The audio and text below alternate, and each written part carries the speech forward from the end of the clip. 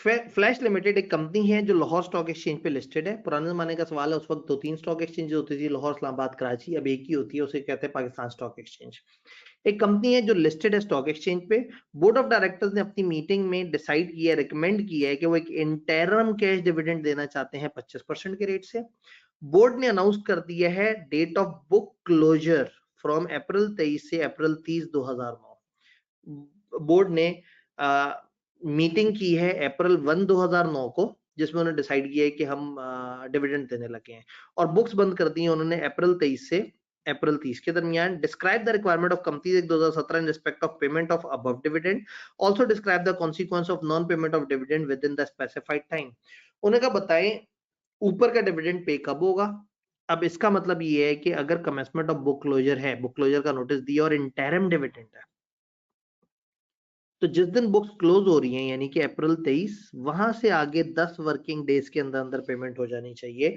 ये थोड़ा सा पुराने जमाने का सवाल है। अदरवाइज एक और रूल भी है कि जिस वक्त आपकी मीटिंग हो, आपने 15 दिन से ज्यादा डिले नहीं करना बुक्स को क्लोज करने में। तो यहाँ पे हम एक तो ये डिबेट कर सकते हैं कि यहाँ इस कंपनी को चाहिए था कि ज्यादा से ज्यादा 16 अप्रैल तक ये बुक्स क्लोजर स्टार्ट कर देते। बहरहाल अब चूंकि बुक क्लोजर अप्रैल 23 को हुई है, तो हम कहेंगे कि कमेंसमेंट ऑफ बुक क्लोजर से 10 वर्किंग डेज के अंदर अंदर डिविडेंड पहुंच जाना चाहिए। और फिर उन्होंने कह दिया बताएं क्या कॉन्सिक्वेंसेज है नॉन पेमेंट ऑफ डिविडेंड के। तो इस सवाल में हल्की सी डिस्कशन करने के बाद फिर उन्होंने रट्टा पूछ लिया। तो मैं कह सकता हूं कि जो पार्ट ए है वो मिक्स ऑफ टाइप 2 और टाइप 3 सवाल है। मेनली टाइप 2 था, और टाइप 3 जो है वो बिल्कुल एक छोटी सी कैलकुलेशन थी जिसमें उन्होंने 10 दिन ऐड करवाए। State the situation in which non-payment of dividend would not be treated as an offense under Companies Act। वो exceptions बताएं जहां पे नॉन पेमेंट ऑफेंस नहीं मानी जाएगी। तो ये टाइप 1 सवाल आ गया। इसका मतलब है इसका पार्ट बी जो है वो टाइप 1 सवाल था, और पार्ट ए जो है वो टाइप 2 सवाल था। तो गौर से देखें तो 11 नंबर का सवाल उन्होंने एक ही अटेम्प्ट में पूछ लिया, उसी एक सेक्शन से ज्यादा पिछले सेक्शन से 10 वर्किंग डेज कैलकुलेट करवाए। अदरवाइज पूछा पेनल्टी क्या होगी, और पूछा बताओ पेनल्टी से बच कैसे सकता है। एक्सप्लेन वेदर और not following statement are in accordance with provision of companies act. बताओ जो जुमला दिया हुआ है वो कंपनीज एक्ट के मुताबिक सही है या नहीं, और रीजन भी देनी है। There is no restriction on declaration of dividend and chief executive may declare dividend in general meeting of company out of any kind of profit। इंतहाई वाहियात जुमला, मतलब इस एक जुमले में सारे ही चीजें उन्होंने, उनका कोई रिस्ट्रिक्शन नहीं है डिक्लेरेशन ऑफ डिविडेंड पे। आप कहेंगे नहीं भाई रिस्ट्रिक्शन है, क्यों नहीं है? आप गेन ऑन सेल से नहीं दे सकते, आप अनडिस्ट्रीब्यूटेड प्रॉफिट से नहीं दे सकते। फिर चीफ एग्जीक्यूटिव डिक्लेयर करेगा डिविडेंड, आप कहेंगे नहीं जी डायरेक्टर्स डिविडेंड डिक्लेयर करेंगे। In general meeting of company out of any kind of profits, तो आप बताएंगे कि कुछ रिस्ट्रिक्शन है, तो आप बताएंगे कि फॉलोइंग आर द रिस्ट्रिक्शंस जो कंपनी को फॉलो करनी होती हैं। तो आपका जुमला सही नहीं है। तो मैं इसको मान सकता हूं कि टाइप 3 सवाल है, जिसमें आप पहले बताएंगे कानून क्या है, फिर आप कहेंगे कि इस जुमले में ये एरर है। और चाहे तो आप इस जुमले को रिवाइज करके भी लिख सकते हैं। उन्होंने एक जुमला कहा है, उन्होंने कहा हमें बताएं इस जुमले में क्या गड़बड़ है। तो हम बताएंगे कि जी आपने जो नो रिस्ट्रिक्शन वाली बात की है, ये सबसे पहली बात है जो हमें तकलीफ दे लगी, हम इसे नहीं मानते, रिस्ट्रिक्शंस है। फिर उन्होंने कहा चीफ एग्जीक्यूटिव इसको डिक्लेयर करता है, आप कहेंगे नहीं जी फाइनल डिविडेंड डायरेक्टर्स डिक्लेयर करते हैं, वो मेंबर्स फाइनल करते हैं, इंटरिम डिविडेंड डायरेक्टर्स करते हैं, चीफ एग्जीक्यूटिव की बात नहीं है। दूसरा उन्होंने कहा एनी प्रॉफिट, तो आप कहेंगे नहीं जी एनी प्रॉफिट वाली बात भी गलत है। दो तरह के ऐसे प्रॉफिट हैं जिनसे डिविडेंड नहीं दिया जा सकता। तो इस तरह के सवाल में थोड़ी सी आपकी इंग्लिश काम आती है। Explain the exception to following provision as specified under companies act. जहां एक डिविडेंड डिक्लेयर होता है कंपनी का but is not paid within period specified in companies act, the chief executive of company shall be punishable with imprisonment for a term which may extend to 2 year with fine which may extend to 5 million rupees. उन्होंने कहा बताया इसकी कोई exception है, तो 5 exceptions हमने पढ़ी हैं, वो हम बता देंगे। टाइप 1 सवाल आ गया, उन्होंने पूछा कि वो एक्सेप्शन बता देंगे, चीफ एग्जीक्यूटिव की पेनल्टी बच सकती है।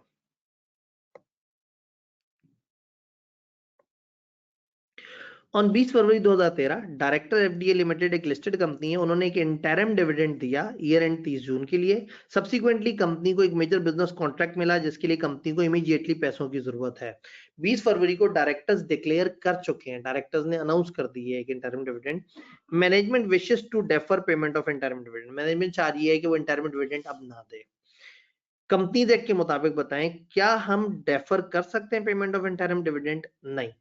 जब आपने एक दफा डिविडेंड अनाउंस कर दिया, डिक्लेयर कर दिया, तो ये आपकी जिम्मेदारी बन जाएगी कि आपको 10 वर्किंग डेज में इसको पे करना पड़ेगा, आप इसको डेफर नहीं कर सकते। दूसरा, कॉन्सिक्वेंसेज ऑफ फेलियर टू पे the dividend on time, dividend time पे ना देने के क्या असरात होंगे, 5 to 5 की पेनल्टी का आप यहाँ पे जिक्र कर सकते हैं। Situation under which delay in payment of dividend shall not be considered unlawful, वो कौन सी सिचुएशन होंगी जहां पे आपकी बचत हो जाएगी, तो 5 सिचुएशन वो आपको पता है। तो टेक्निकली 12 नंबर का तकरीबन रट्टे वाला सवाल, सिर्फ इतनी सी बात है कि आपने पढ़ना है और एक दफा बस आंसर करना है कि वो डेफर नहीं कर सकते। तो टाइप 2 सवाल उन्होंने पूछा है, वैसे तो तकरीबन टाइप 1 था, लेकिन चूंकि किरदार मौजूद है तो इखलाकन हम इसको टाइप 2 कह रहे हैं। हम पास पेपर्स को साथ-साथ डिस्कस करते हुए ये समझने की कोशिश कर रहे हैं कि हर चैप्टर का मिजाज क्या है, और ये भी समझने की कोशिश कर रहे हैं कि एक बड़ा सवाल नज़र आए तो कंपनी लॉ में घबराना नहीं है। कंपनी लॉ के अंदर चीज़ें थोड़ी-सी बी लॉ की निस्बत ज़्यादा आसान है। यहाँ पे उतना ज़्यादा लॉजिक पे डिबेट नहीं है। हल्की सी डिस्कशन करके हमने अपनी क्रैमिंग से ज़रा ज़्यादा आंसर करना होता है। डायरेक्टर ऑफ सिग्मा लिमिटेड एक फाइनल डिविडेंड देना चाहते हैं, आप डायरेक्टर्स को एडवाइस करें कोई रिस्ट्रिक्शन है कोई डिक्लेरेशन ऑफ डिविडेंड पे, तो आप कहें हाँ जी डिक्लेरेशन ऑफ डिविडेंड पे वो आप वो अनरियलाइज्ड प्रॉफिट से डिविडेंड नहीं दे सकते, गेन ऑन सेल वाले से नहीं दे सकते। तो टाइप 2 सवाल था, रिस्ट्रिक्शन पूछी हुई है। 31 जुलाई 2015 को डायरेक्टर सीईएल एक लिस्टेड कंपनी है, उन्होंने एक इंटरिम डिविडेंड दिया है 5 पर शेयर, लेकिन पेमेंट करने से पहले कंपनी को ह्यूज लॉसेस हो गए हैं और सीएफओ ने कहा है कि जी कंपनी अब टाइम पे डिविडेंड नहीं दे सकेगी। तो पहला सवाल ये है कि when interim dividend is deemed to have been declared by CL, कब माना जाएगा कि डिविडेंड डिक्लेयर किया है, तो आप कहेंगे बुक क्लोजर होगा, तो बुक क्लोजर के स्टार्ट में, बुक क्लोजर नहीं होगा तो जिस दिन डायरेक्टर्स की मीटिंग है वो दिन कंसिडर किया जाता है। Consequence of non payment of dividend within stipulated time 5 to 5 वाले वो हैं, circumstances under which CL may not be responsible to pay dividend to certain share holders, वो 5 बातें हैं। अगर आप गौर से देखें तो तकरीबन ये पिछले सवालों की तरह से ही है कि क्या पेनल्टी पड़ेगी, कैसे बच सकता है और क्या मामला है। टाइप 2 सवाल, Director of GL, a listed company, have recommended dividend equal to 40% of undistributed profits. However, in annual general meeting, shareholder demanded that 60% of the profit should be distributed as dividend. Company के director चाहते हैं कि वो profits का 40% dividend दें, लेकिन directors ये फरमाइश कर रहे हैं कि हमें 60% डिविडेंड चाहिए। अंडर कंपनीज एक्ट बताएं whether share holders are justified in their demand. आप कहेंगे नहीं भाई, डायरेक्टर्स जो अमाउंट रिकमेंड करें आप उतनी अप्रूव कर सकते हैं, उससे कम कर सकते हैं, उसको रिजेक्ट कर सकते हैं, आप बढ़ा नहीं सकते। Whether director's recommendation is appropriate if 70% of undistributed profit comprise of unrealized gain on investment property। उन्हें का क्या डायरेक्टर का फैसला सही होगा अगर 70% प्रॉफिट अनरियलाइज्ड है, तो आप कहेंगे नहीं भाई, आपकी कंपनी के 100% प्रॉफिट में से 70% अगर अनरियलाइज्ड है तो आपके पास रियलाइज 30% है। तो डायरेक्टर कहते हैं हमने 40% डिविडेंड देना है, तो नहीं भाई आप 30% से ज्यादा नहीं दे सकते, क्योंकि अनरियलाइज्ड प्रॉफिट से ज्यादा तो डिविडेंड नहीं दिया जा सकता। Consequence if director fail to pay dividend within stipulated time, अगर डायरेक्टर स्टिपुलेटेड टाइम में नहीं देते तो क्या होगा, तो हम कहेंगे चीफ एग्जीक्यूटिव भाई को 5 to 5 वाली पेनल्टी पड़ जाएगी। तो थोड़ा सा मैं कह सकता हूं कि ये टाइप 3 था, थोड़ा सा आपसे दिमाग लड़ाया इन्होंने, थोड़ा सा आपसे जजमेंट मांगी, तो टाइप 3 से कह देते हैं। Under provision of Companies Act, briefly describe the following restriction, if any, with regard to declaration of final dividend by company listed on stock exchange। कोई declaration of dividend पे कोई रुकावट है तो बताएं, तो आप कहेंगे हाँ जी रुकावट ही रुकावट है, अनरियलाइज से नहीं देना और अगेन। तो नजर आ रहा है कि एक रिस्ट्रिक्शन वाला सेक्शन उन्हें बड़ा पसंद है कि क्या रिस्ट्रिक्शन है, और एक चीफ एग्जीक्यूटिव को पेनल्टी क्या होगी और वो कैसे बच सकता है। 8 सितंबर 2018 को अशांति लिमिटेड के डायरेक्टर्स एक लिस्टेड कंपनी है और उसने इंटरिम डिविडेंड दिया है 5 पर शेयर और बुक क्लोज कर दी है 28 सितंबर 2018 से 3 अक्टूबर 2018 दोनों इंक्लूसिव।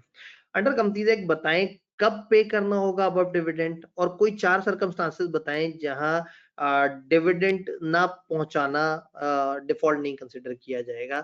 तो अगेन वही वाली बात है कि आप बुक कमेंसमेंट से 15 दिन की बात करेंगे, सॉरी 10 वर्किंग डेज की बात करेंगे कि 10 वर्किंग डेज के अंदर अंदर हो जाना चाहिए। ऑल्दो आप एक दूसरा एतराज कर सकते हैं कि लिस्टेड कंपनी के लिए वाजिब होता है कि उसने 15 डेज के अंदर अंदर बुक क्लोजर स्टार्ट करना होता है, लेकिन ये जिस जमाने का सवाल है उस जमाने में ये वाला रूल एप्लीकेबल नहीं होता था। तो हम अब आज के जमाने में अगर इस तरह से सवाल आ जाए तो हम वो 15 दिन का जिक्र भी कर सकते हैं। दूसरा वो 4 सर्कमस्टांसेस कोई सी 4 बता दें उन 5 में से। ये क्रैमिंग बेस्ड हो गया। तो टाइप 2 सवाल था जिसमें उन्होंने आपको कहा कि बुक क्लोजर कब स्टार्ट वो डिविडेंड डिक्लेयर कब होता है और वो कौन से केसेस में आपकी बचत हो जाती है। Board of directors giant industries limited एक लिस्टेड कंपनी है। उन्होंने 25 फरवरी को अपनी मीटिंग की और इंटरिम डिविडेंड दे दिया 30%। जब डिविडेंड पे किया तो बोर्ड ने ऑथराइज किया कि dividend payable one of the share holder Kamran Ahmed से एडजस्ट कर लिया जाए जो अमाउंट उसको ड्यू है। State when an interim dividend is deemed to have been declared. बताएं इंटरिम डिविडेंड कब माना जाता है। तो आप कहेंगे वही वाले दो रूल, बुक क्लोजर है तो कमेंसमेंट, नहीं है तो डायरेक्टर्स की मीटिंग। जीआईएल की रिस्पांसिबिलिटी क्या है उसकी पेमेंट से रिलेटेड। तो हम कहेंगे जी उसकी पेमेंट से रिलेटेड ये होता है कि 10 वर्किंग डेज के अंदर अंदर आपने डिविडेंड डिक्लेयर होने के पहुंचाना होता है। तो ये बात। आइडेंटिफाई वो सर्कमस्टांसेस जिनमें डायरेक्टर विदहोल्ड या एडजस्ट कर सकते हैं पेमेंट ऑफ डिविडेंड। तो हम कहेंगे कि अगर एक शेयर होल्डर ने कंपनी के पैसे देने हैं तो कंपनी वाले उसका डिविडेंड विदहोल्ड कर सकते हैं, लेकिन आपने एसईसीपी को 45 डेज के अंदर अंदर जरूर उसमें लूप में ले लेना है कि जी हम ये शेयर होल्डर के पैसे नहीं दे रहे क्योंकि इसने हमारे पैसे देने थे। List the steps which GIL would be required to take for adjustment of dividend payable to Kamran Ahmed against the amount due from him। बताएं वो क्या स्टेप्स लेंगे।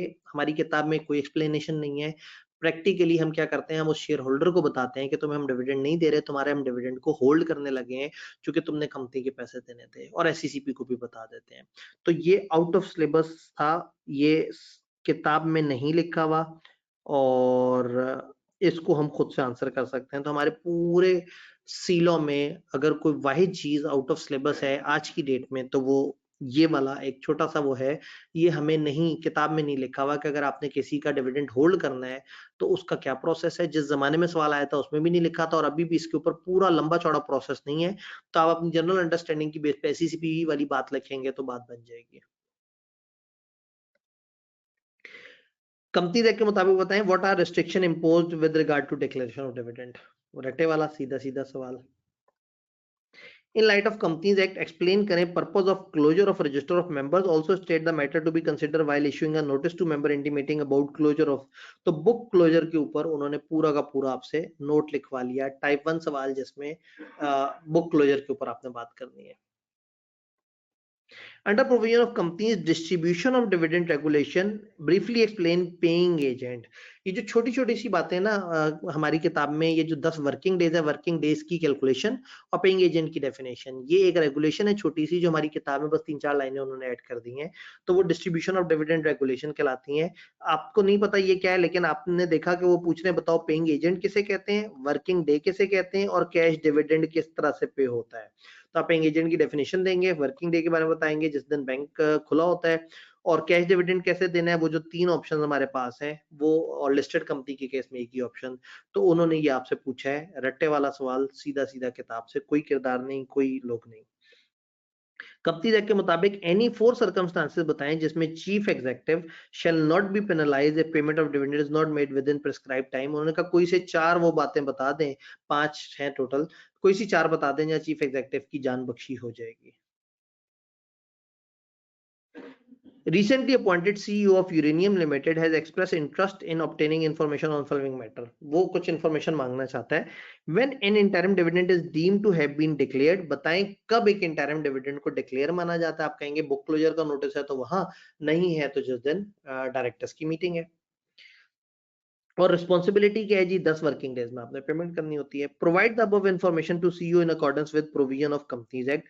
टाइप 2 सवाल है तो हम कहेंगे कि we will provide following information to CEO, और आगे फिर उसको ये बता दें कि interim dividend is deemed to be, interim dividend declare उस दिन होता है, उन दो में से कोई रूल, और 10 वर्किंग डेज में आपने पे करना होता है। तो अगेन टाइप 2 सवाल हमारे पास मौजूद है।